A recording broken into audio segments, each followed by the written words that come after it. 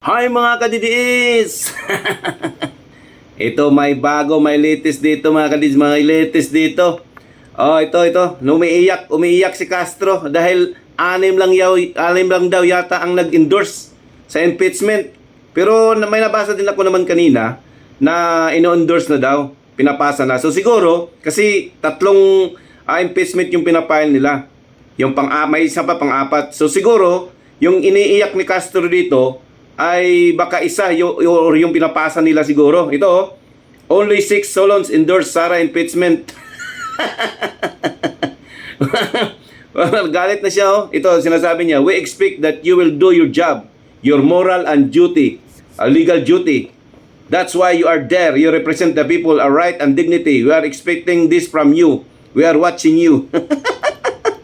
Galit na galit yung tingnan mo yan. Only 6 congressmen have endorsed the 3 impeachment complaint against Vice President Sara Duterte as proponent plans.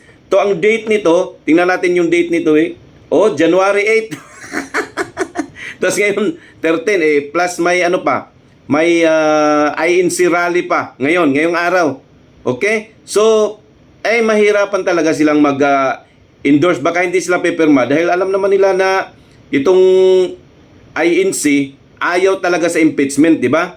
Sinusuportaan nila yung call ni Dayonyor na ayaw nila ang impeachment para makagawa yung mga sulon ng mga kanilang mga batas. Hindi puro na lang panggigipit at pang impeachment ang inaatupag nila, di ba? So ayan. Tingnan niyo yan, ang dami niyan yung rally ng INC. Tingnan niyo yan, sus, milyon-milyong tao niyan. Ayaw nila sa impeachment niyan, kaya nga nag-rally sila di ba? Tapos kayo, sa bagay si Tamba, wala nang kalaban, so walang pakialam si Tamba. May 3 years term pa si Tamba.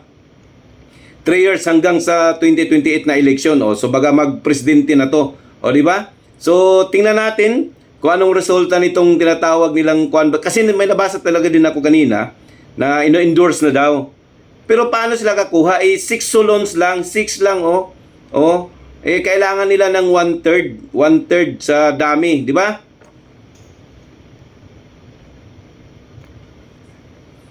So 1/3 ang kinakailangan nilang boto. Ayan.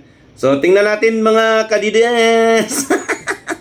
Good luck. Bye-bye.